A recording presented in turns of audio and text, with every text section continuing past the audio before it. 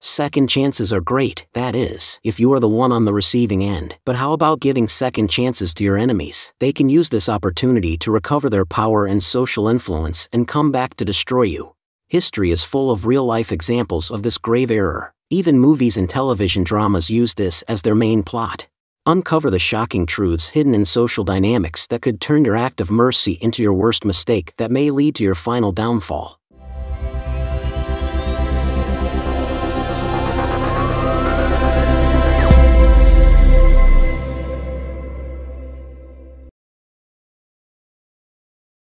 Crush your enemies totally. Strategy. In the realm of social dynamics and power, it's a well-established fact that a formidable opponent must be entirely neutralized. This lesson, often learned through harsh experience, dates back to iconic leaders like Moses. The psychology behind this is straightforward. Leaving even a trace of the enemy's influence can reignite the conflict. A smoldering ember, no matter how faint, has the potential to spark a full-blown fire. When you halt your efforts midway, you risk more than you gain. In terms of social psychology, an incomplete victory allows your adversary not just to recover, but also to harbor a thirst for revenge. The sociology of human behavior confirms that people are driven by their need to settle scores. Therefore, your aim should be comprehensive defeat, targeting not just the physical but also the emotional and psychological aspects of your opponent. In the intricate web of social influence, half measures are your worst enemy. They give room for resurgence and revenge, turning what could have been a decisive win into a prolonged struggle. So, when you're in a position of power, exercise it fully to crush the opposition, both in form and essence. This ensures that you not only win the battle but also secure long-term stability, solidifying your authority in the complex landscape of social dynamics. Transgression of the law. In the annals of Chinese history, few rivalries are as legendary as the one between Xiang Yu and Liu Pang. Initially comrades, their backgrounds couldn't have been more different. Xiang Yu was a noble, a formidable warrior with a volatile temper but not particularly sharp-witted. Liu Pang, on the other hand, was a cunning man of humble origins, more interested in pleasure than warfare, but with a knack for strategy and leadership. In 208 BC, both were tasked with conquering the mighty kingdom of Qin. Xiang Yu, impatient and aggressive, couldn't bear the thought of Liu Pang reaching the capital, Xinyang, before him. When his commander hesitated, Xiang Yu beheaded him, took control, and marched toward the capital. To his surprise, Liu Pang got there first. Xiang's advisor, Fan Zheng, warned him that Liu was a rising threat and should be eliminated. A plan was hatched to kill Liu during a banquet, but Xiang hesitated, and Liu escaped. Realizing his error, Xiang Yu aggressively pursued Liu, capturing and threatening to kill Liu's father to force a surrender. Liu's clever retort left Xiang stunned, and the battle raged on. Eventually, Liu turned the tables, surrounding Xiang's forces. Advised to show no mercy, Liu decimated Xiang's army. Xiang, now desperate and alone, took his own life. The story illustrates a crucial principle in social dynamics and power: never let sympathy or past friendships cloud your judgment. Xiang Yu's hesitation, born out of respect for a former friend, was his downfall. Liu Pang, devoid of such sentiment, seized power effectively. He understood the sociology of human conflict. When two forces are locked in a struggle, reconciliation is not an option. One must win, and win completely. Liu Pang's mastery of social psychology and strategy led him to become one of China's greatest rulers, founding the Han Dynasty. His story serves as a timeless lesson in the art of power and social influence. When faced with a formidable enemy, especially a former friend, show no mercy. Crush them completely, both in spirit and in form, to ensure your own long-term success and stability. This is the essence of real power, a lesson as relevant today as it was centuries ago. Interpretation. The tale of Xiang Yu and Liu Pang isn't just a historical account, it's a masterclass in the principles of social dynamics and power. The story unfolds like a complex chess game, where every move is a calculated strategy, and the stakes are nothing less than total control. Xiang Yu's fatal flaw wasn't just his impulsive nature, it was his inability to separate personal feelings from the harsh realities of power dynamics. His hesitation to eliminate Liu Pang, despite clear advice from his advisor Fan Zheng, was a classic example of how emotional entanglements can cloud strategic judgment. In the realm of social psychology, this is a common pitfall. We often let our past relationships or a sense of moral obligation interfere with our decision-making processes. But when it comes to power and social influence, such sentiments are not just misplaced, they're dangerous. They create vulnerabilities that shrewd adversaries can exploit. Lu Peng, understanding this aspect of human behavior, capitalized on Xiang Yu's emotional hesitation. His actions were guided by a keen understanding of social dynamics, devoid of personal sentimentality. This brings us to another critical point, the role of advisors and the importance of heeding expert counsel. Xiang Yu had the benefit of advice from Fan Zheng, but he chose to ignore it. Lu Peng, on the other hand, was not just open to advice, he actively sought it. In the complex landscape of power, having a circle of trusted advisors can be your greatest asset. They provide an external perspective that can help you navigate the intricacies of social influence, ensuring that you don't become your own worst enemy. Now, let's talk about the concept of total victory, a term that has been analyzed in depth by military strategists and philosophers alike.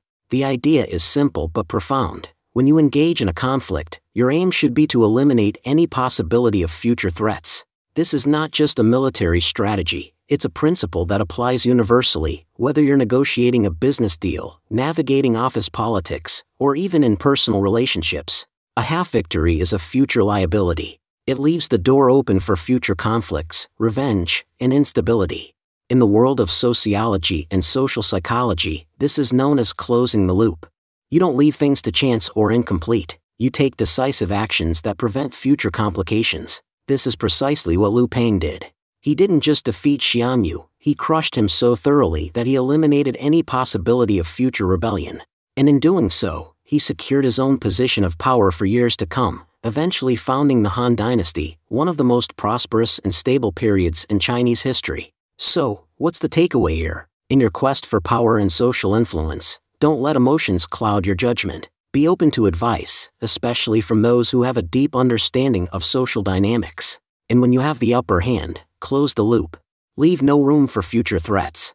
These principles are timeless, transcending cultures and centuries, and they remain as relevant today as they were in the days of Xiang Yu and Lu Peng.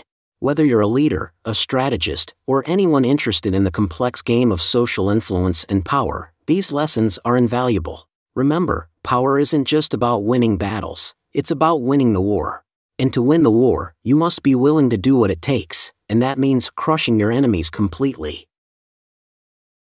Observance of the law. In the intricate tapestry of Chinese history, the story of Wu Chao stands as a masterclass in social dynamics, power, and social influence. Born in 625 AD to a duke, Wu Chao's beauty and charisma quickly elevated her to a favored position in Emperor Taizong's harem, but she knew the whims of powerful men could be fickle. So, she seduced the emperor's son, Taizong, at a rather unconventional location, the royal urinal. When Taizong died, Wu Chao faced the traditional fate of a former emperor's consort, a shaved head and a life in a convent. But she had other plans. For 7 years, she schemed, communicating secretly with the new emperor and befriending his wife, the Empress. Eventually, she secured a royal edict allowing her to return to the palace. Back in the royal harem, Wu Chao played a double game. She remained intimate with the emperor while currying favor with the Empress. When she gave birth in 654, she seized the opportunity to eliminate her rival. She smothered her own newborn and framed the Empress for the crime. The Empress was executed, and Wu Chao took her place. Now Empress Wu, she was far from secure.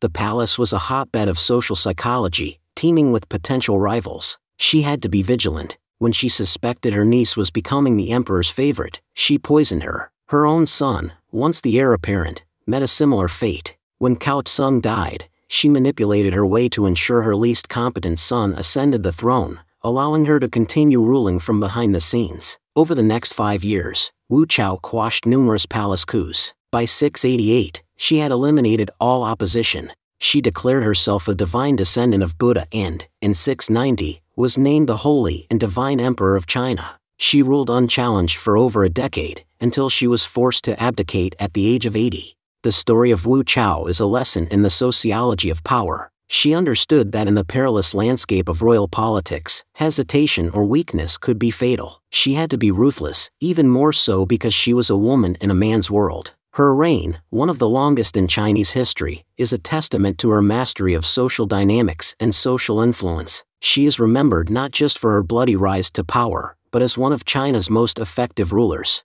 Her life serves as an enduring study in the relentless pursuit of power, where the stakes are high and the room for error is zero. Interpretation.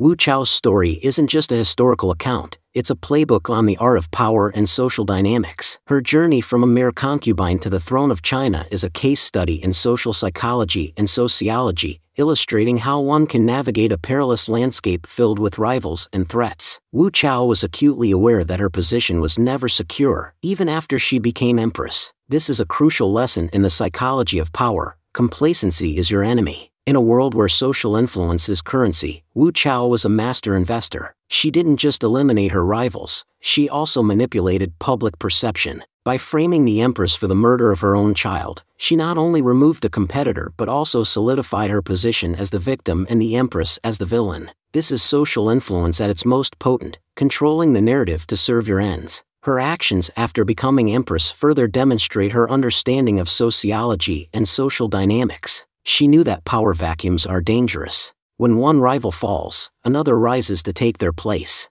Wu Chao's solution was as brutal as it was effective. Eliminate all potential threats, even if they come from your own bloodline. Her willingness to poison her own son and niece shows a level of ruthlessness that is both terrifying and fascinating. It also underscores a key principle in the dynamics of power. Sometimes, you have to make unthinkable sacrifices to maintain your position. Wu Chao's reign was not just about maintaining power, it was about redefining it. By declaring herself a divine descendant of Buddha, she tapped into the spiritual and cultural zeitgeist of her time. This wasn't just a political move, it was a sociological one. She understood that to rule unchallenged, she needed not just fear but also reverence. By intertwining her rule with spirituality, she made any challenge to her authority not just a political act, but a sacrilegious one.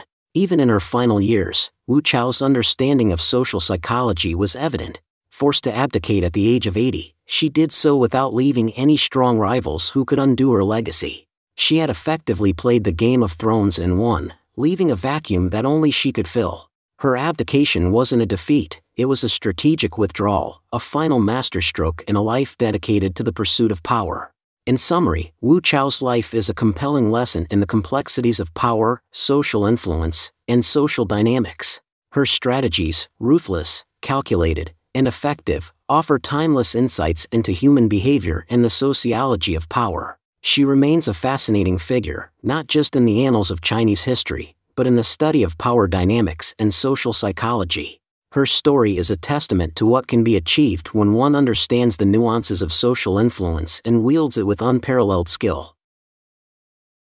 Keys to power. The concept of crushing the enemy is deeply ingrained in Chinese history, a testament to the timeless wisdom of Sun Tzu, the ancient author of The Art of War. The principle is straightforward: your adversaries aim to destroy you. Any leniency or hope for reconciliation only fuels their determination and embitters them further. They may feign friendship temporarily, but this is merely a strategy to bide their time. The only real solution? Show no mercy.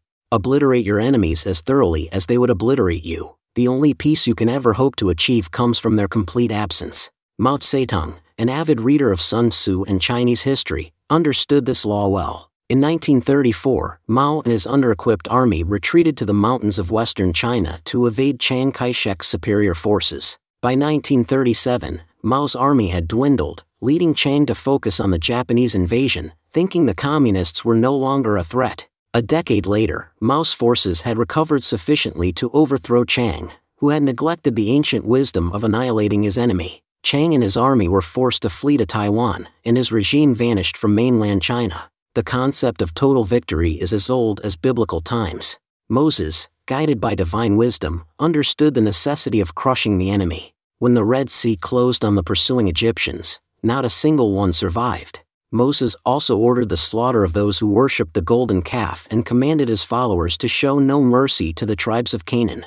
This principle was later codified by Karl von Clausewitz, who emphasized that the annihilation of the enemy's forces must be the primary objective. Partial victories in war will lead to losses in subsequent negotiations. The goal of power is absolute control over your enemies. Anything less is a vulnerability. This law extends beyond military strategy. It applies to all aspects of social dynamics and social influence. Negotiation erodes your victory. Leave your enemies with no options, no hope, and no room to maneuver. Understand that in your quest for power, you will inevitably make enemies. These are individuals you cannot win over. Their enmity is a given. Do not take their animosity personally. Recognize that peace is impossible as long as you hold power. If you allow them to linger, they will seek revenge. Waiting for them to reveal their intentions is naive. Be realistic. With such enemies, you will never be secure. Remember the lessons of history and the wisdom of figures like Moses and Mao. Never go halfway. This isn't about murder, it's about banishment.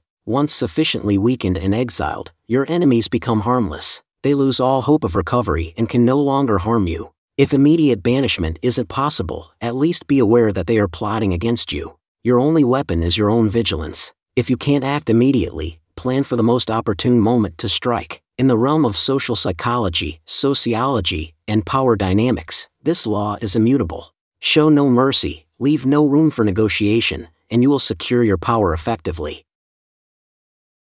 Reversal.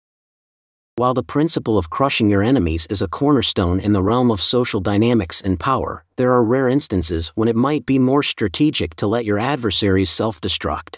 Take the example of a skilled military general.